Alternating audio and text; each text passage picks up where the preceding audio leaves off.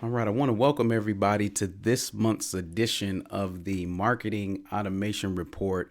If this is your first time reading it, I publish these monthly, and they're really to give an understanding of the technological landscape of marketing technology. My background is in building out systems for businesses to scale in an automated fashion so you can operate more lean.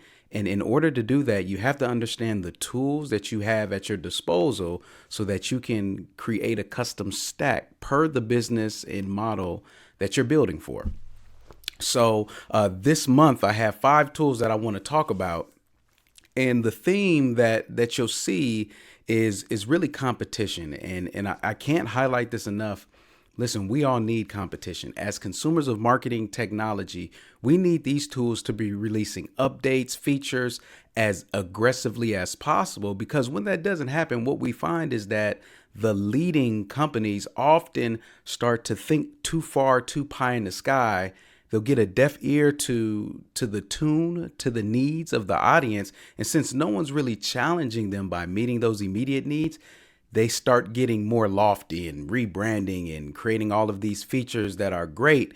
But right now, what the audience needs, they don't dedicate the proper resources to it.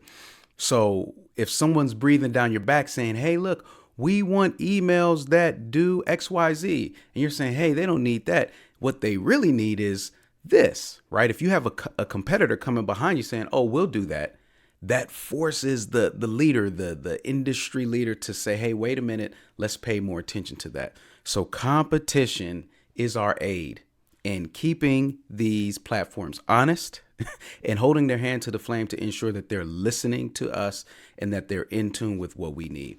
So with that being said, I'm excited to go through some of the updates that I've seen in the last few months of some of the platforms that I either use myself or just have been brought to my radar. And the first up being GetResponse. GetResponse launched AutoFunnel recently, and I'll be honest, I was a bit skeptical, and I was a bit skeptical at first because I'm not a big fan of GetResponse's uh, automation. I've been a GetResponse user for maybe even 10 years now. My biggest autoresponder is in GetResponse, and it's been running for years. Issues here and there, but overall, I've been pretty satisfied. But when they launched automation, when they launched landing pages, when they added webinars, every feature addition just kind of made me cringe a bit. So the fact that they added this auto funnel, I was just by default skeptical. Again, I see the all-in-one approach, and there's a place for it. There's a place for the all-in-one, but I wasn't necessarily sold on this. However, after I said, "Chris, let me be objective." Okay. And I looked at this, and what I saw was the first time to have metrics coupled with the steps or the stages throughout the funnel within one platform. Now, I hear everybody saying, "Hey, wait a minute, you could do that in MailChimp. They've got advanced reporting, and Ontraport has a dashboard." I'm speaking specifically to you being able to control those steps in the platform, measure those steps, and tell the story with data across all of them. This is the first time that I've seen it promoted well. Okay, I am not a user of AutoFunnel. I have not used it. If I did, I probably would have a different tone, because most of the time when I try out GetResponse's features, I leave with just a sour taste in my mouth. It's kind of like, "Oh, you could have been so much more, but you're not." So with that being said, when I walk through it, I say, you know what? There's hope. There's hope. I like the fact that, they say AutoFunnel does the job for a sales funnel, lead funnel, or webinar funnel. Those still, I think, could be a bit more clear. These are online sales funnels, online lead funnels. You're not going to be able to have a funnel that includes some offline touch points. Do not expect to get that from GetResponse. So I think they could have clarified that, right? Funnels is a word that's just too loosely used, and I think whenever you use it, if you can speak more granular, more specific to it, it allows you to position yourself just a bit higher from everyone else who's just throwing the word funnel out there. But as you see, they've got sign up pages, eggs up pop, follow up email, sales pages, order forms. Now, order forms, I didn't know GetResponse had order forms. This is all fine and dandy. All I see is more, more, more. And whenever I see a platform doing more, more, more, I'm thinking manage, manage, manage, maintain, maintain, maintain, better, better, better. How do you do all of them? So we'll see. I will tell you this, with all of these features listed, I feel like from a competitive landscape, that they are more aligned with going at Ontraport than any other platform out there.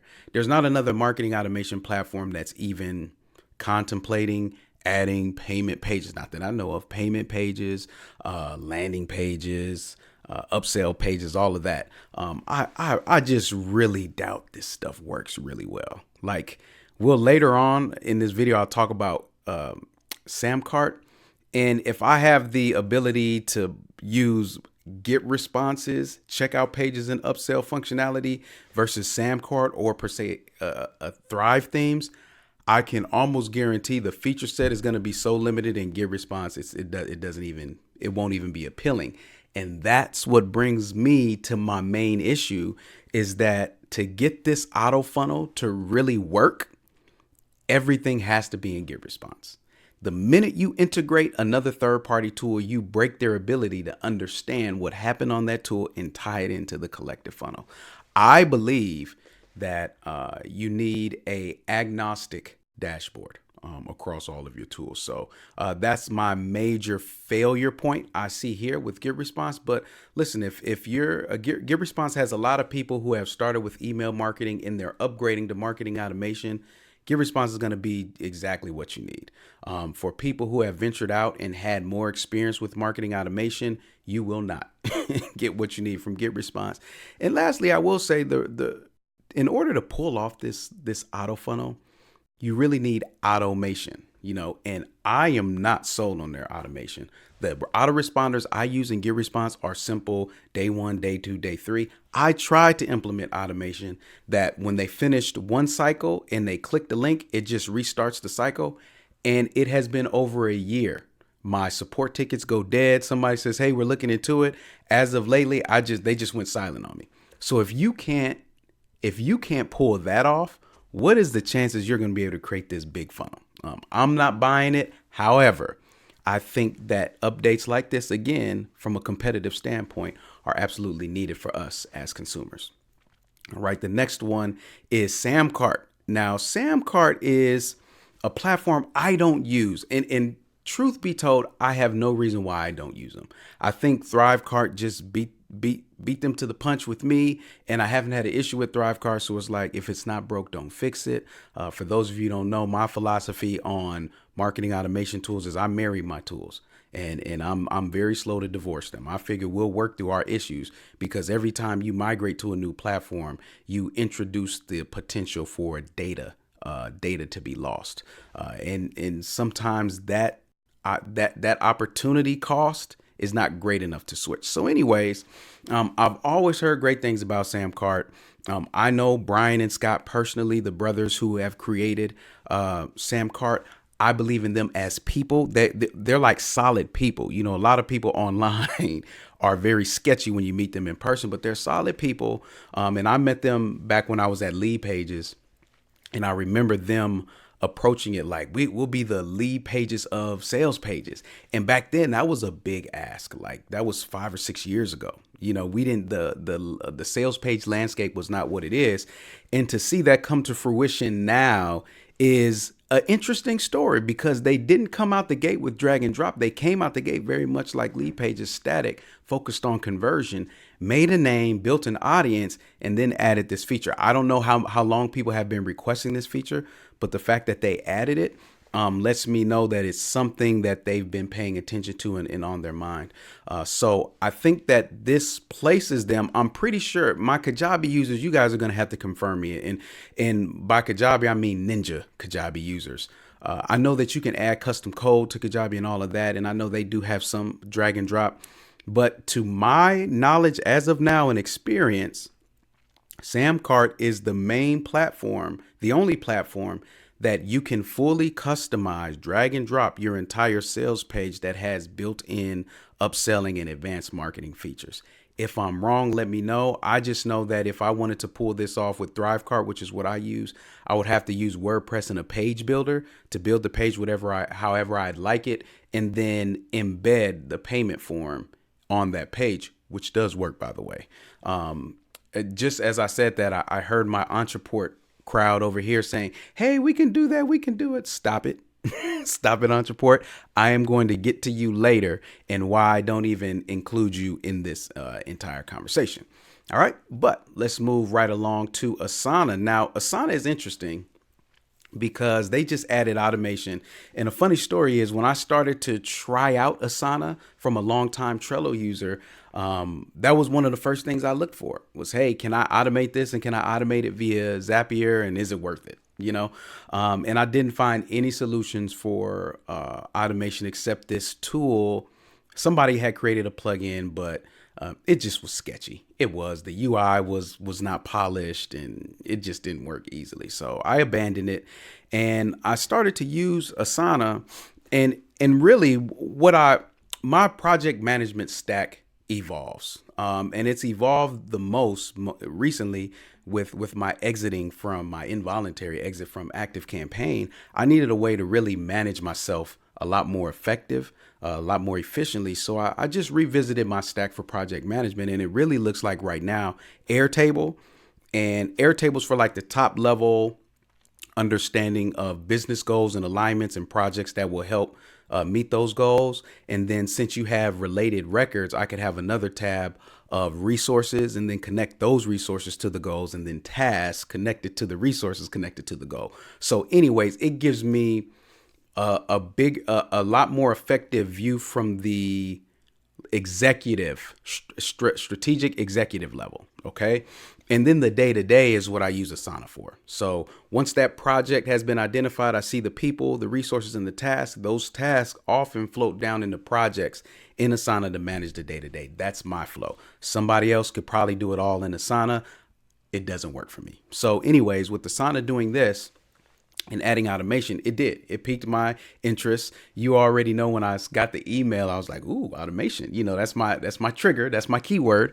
So I looked in it, and the first disappointment was that you have to go all the way up to a business. Yeah. So right here, custom rules builder, unless I'm misinterpreting this, I don't think I am, but if you're on basic or even premium, you have to upgrade all the way to business. Listen, I am not going to sit up here and complain about $25 a month. It's not a lot. If it's going to allow you to operate more efficiently, manage your projects, hit deadlines, increase your capacity, this is nothing. For me, it's not that important. It's not that important for me to consider adding an additional $24.99, close to $275 a year to my already stacked expenses. So it's something that I'll look at from afar. But I will say this: as nice as this was to see, Asana's got a lot of low-hanging fruit. Just a simple search. If anybody starts using Asana, you'll start to find things like batch duplication of tasks, or having like a column of tasks that you just want to duplicate that whole column. Impossible. Auto assigning tasks to the person who created them, because how Asana works, tasks really need to be assigned so it shows up in your My Task view when you first log in, so you can see them across your projects. And being able to switch between list view and board view, like a Trello type view and a list view. Some accounts can do it, some can't. I've got many accounts. Some of them I can do it, some of them I can't. And a lot of these features have been requested for over 2 years, sometimes 3. So that's a little concerning. However, I do understand from being on the other side of a startup who creates the software. Often those simple things end up being very complex in development. So I'll give them grace in that area. And if you've been using it, I would love to know your experience with it. Next up is Otter.ai. This is interesting because this is live transcriptions, and I feel like this is a hot topic. I've seen a lot of apps claiming to be able to do this, as well as the Google Pixel 4, I believe, comes with this ability default. If I'm understanding that correct. All my techies, you have to make sure I'm accurate with that. However, my first time hearing about it was through a mention of this tool from a good friend and business partner of mine who had went to a podcast conference, and everybody there mentioned this tool and said, "Hey, look, if you want quick and easy transcriptions, load up Otter, have it recording on their end, you're recording on your end, and right after it's done, you have your transcriptions uploaded and you're good to go. No need to pay for it." So I said, man, that sounds too good to be true. So I used it on creating like a voiceover. In fact, I should probably have been using it for this. So lesson learned. Next one I will. But it was something very similar to this that I used. And then I said, okay, that worked. It worked really well. It was like 97% accurate. Again, when I'm speaking on these types of videos, there's not a lot of slang or, a lot of words that can maybe be misconstrued or confused. So depending on the audience and your language and the rhetoric that you use, you may see a different result, but you can have the app train your voice. So what I did was I said, well, look, I'm going to give this the full test ride. And I took it I had a corporate presentation where I had to present a marketing strategy to a room full of stakeholders. It took me back to my corporate days, but it was a good experience. And in there, I needed to capture their feedback, their ideas, just everything, all the conversations. So I loaded it up on my phone and just started recording. And lo and behold, it was capturing everybody's voice and separating it. So it was like person 1, person 2, person 3, and it had timestamps. And when my phone ran out of battery, I was able to fire up my laptop and resume right where I left off on the laptop. So that was refreshing to see that sync and it being able to be operated on both devices. And then afterwards, when they give you the finished file, it's also the audio is synced up with the text. So if there is something that's like, wait a minute, that sentence doesn't make sense, you click on it and it will replay the audio for that sentence so you know exactly what was said. So it worked really well. I'm a huge fan going forward. I use it now. As you see, it's so new that I have to remind myself to use it because I forgot to use it right here. But honestly, when you click the link to go to the report on the website, I have it. I have all this stuff already written up. So it's like a transcription. But yes, Otter is one of my highly recommended tools. If you use the link in my post, it will be my affiliate link where I get more minutes per month, which I would appreciate. But if not, you can go there, just otter.ai, sign up yourself, and you get 600 minutes a month, which was more than enough for me, even on a heavy month where I was having more recordings, interviews, and meetings than I usually do. I still had some left over at the end of the month. So there is a path to more, and 6,000 minutes a month. I can't see anybody going over 6,000. Maybe, let me not say that. Who knows? But that's $9 a month billed annually. All right. So the last one, listen. I hate to end on a bad note. And this, you know what? I'm going to turn this around. I don't know right now. I'm recording this. I do not have this planned out. Somehow I'm going to turn this into a positive, everybody. But Ontraport continues to disappoint me. I cannot express to you the level of disappointment. And here's why. Because it's no secret that many years ago, maybe 5 or so years ago, I migrated. It's even more than 5. But anyways, I was migrating from Infusionsoft to Ontraport. I tried it and came right back to Infusionsoft. It wasn't ready. I was like, oh my gosh, Ontraport's not ready. And the reason why it hurts is because I'm a long-term Office Autopilot fan. That's how they started. That version of the platform was ahead of its time. And to see all of these years go on and see a lot of the stuff that they were doing back then that was broke still be broke in Ontraport, I think that's like a sin, right? Like that is an inexcusable sin.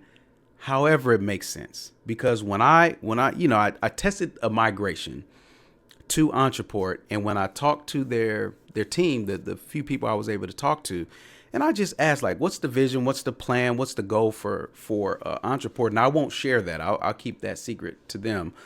Maybe they've already shared it, but everything that they mentioned, all I did was shake my head. I was like, that is not what the industry needs. The industry is not even asking for this. Maybe your small members only community is asking for that. But the industry as a whole, everything that they outline does not need that. And I'm going to give you one. I'm going to give you one. This is not in my post, but listen, I'm going to give you one. I talked to them and I asked them about conditional content, and they didn't know what it was. So I said it's content in email that changes based on data on the contact record. Oh, that's interesting. And I was like, wait a minute. You do realize MailChimp does this. Like the basic email marketing platform does this. Had no clue. So in that event, if you don't know what the competition is doing and offering, who is guiding the ship, right? Like, you are out of tune with the market, and it shows. When you look at Ontraport, it's got such a big promise. Look at the website, all in one, all of your data. And I said, you know what this may be? Yeah, this may be a good. They just uploaded their page, their automation builder a while back.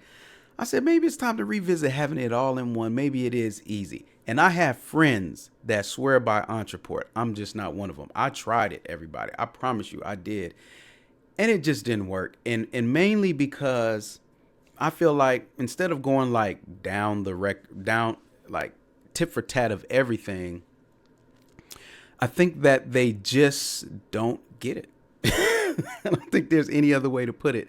I don't think they get it. I don't think they get the space, their opportunity, their position. And for that, I don't think that they're in a position to even seize the opportunity. So I think they're going to continue to be relevant to who they're relevant to. But as far as gaining new eyes, new users, and really penetrating the market, I just don't see it. In fact, check this out. When I go to Google Trends and type Ontraport as a search term, not as a company or anything, just Ontraport as a search term, check this out. What happens? Ontraport as a search term. All right. I'm going to compare it to Infusionsoft as a search term. This is essentially the people who are looking specifically for that company. We're not talking about keywords like marketing automation and everything else like that. And let's just go back for the last 5 years. Am I lying? Look at this chart. Look at this chart. Ontraport is no more relevant today than they were 5 years ago. This is not my own, like, oh, I thought of this. This is data. The biggest search engine online, people are just not checking on Ontraport. They're not coming up in conversations. They are relevant to who they're relevant to. And I believe it's because of this. I'll give you another feature that frustrated me. It's testing. Listen, everybody. First off, I used to have to preach this at all of the workshops that I was doing internationally at my previous startup. And I used to tell people all the time, testing your marketing, I call it the mirror test. You would never leave the house without looking in the mirror and making sure everything was straight. Every time I said that at a workshop, I always had one person like, I didn't have time. I don't look at it, right? And I'm like, yeah, you saw a mirror, a reflection. You used something at some point just to make sure you didn't have that big crater in the corner of your eye, right? Well, your marketing needs to pass that mirror test too, which means you should experience your marketing internally before anybody experiences your marketing externally. And the only way to do that is to test it. However, testing has to be made easy and efficient. Most marketers don't even test their marketing. They test it live, which is crazy to me. But you should test every branch, every outcome, everything, right? So with that being said, not only does Ontraport have no way of making testing easy beyond removing wait states and then sending it and having people flow through and then adding wait states again. So there's no way to skip wait states. On the contact profile, the log of all of the actions that someone is taking through their campaigns, it takes 5 to 15 minutes to update. If you fill out a form and the first action is send an email, you don't know. Yes, you could check your inbox, but it doesn't show up in Ontraport as email sent for at least 5 to 15 minutes. What does that mean? If I'm testing 4 steps, it's going to take me at least an hour. That's ridiculous. That in itself, I could have not said anything else. Just that alone is reason enough to not use this platform, because You're too old to not know better. Seriously, Ontraport, you've been around too long. This not only has this been the same as it was back when it was Office Autopilot, but it hasn't even sped up. And it's not an issue if you're not checking on your marketing at the level that I do. Okay, so maybe I'm a power user, maybe I have different needs. Whatever the case is, it did not fit my needs. On the flip side, I think the company that does it the best is Infusionsoft. When I was working at ActiveCampaign, one of my first things was to get this skip this wait state implemented, and we did. So that's in ActiveCampaign, and I've used that countless times to just hurry up and skip through an automation and test paths. I think Infusionsoft gets it right though. Infusionsoft on the contact record, it shows in practically immediately all of the actions that have taken place, and then it shows a queue of what will take place and when. So if it's 5 emails, it'll show you email 4 will be sent out at this time on this day, email 5 did this day, email 6 this day, whatever. I can't tell you how useful that was at Lead Pages when I was running our Infusionsoft account to be able to test and just make sure, okay, that's right. They'll get all these emails at the appropriate times. So I think Infusionsoft does it right. Keep, maybe it's Keep now. I'm still confused. Infusionsoft, Keep, what's the difference? I don't know. Whatever. That's another topic for another day. But back to Ontraport, I just really think this Google Trends speaks volumes. Of the 3 main competitors in the space, we see a convergence of ActiveCampaign and Infusionsoft. Perhaps I need to include Infusionsoft plus Keep. I don't think anybody's checking on Keep. It's going to take me years to not call Infusionsoft. I don't agree with the repositioning. The only thing I can think of is they're getting ready to sunset Infusionsoft and use that IP under Keep and just do a total rebrand. Again, another topic, another day. But we see a convergence. That is competition, everybody. What you're looking at, this orange and yellow chart, is competition. And because of it, Infusionsoft created Keep. Now, whether we like it or not, it was a response to competition. Ontraport, what are you doing? What are you doing? I seriously don't know. That is a serious question because I can't figure it out. You must be satisfied with the users that you have and your position in the market as is. That's fine. What would be interesting is I'm not going to put Kartra up there because Kartra is not even a true marketing automation platform. It's more for a specific niche and industry. Again, another topic. So with that being said, that's this month's marketing automation report.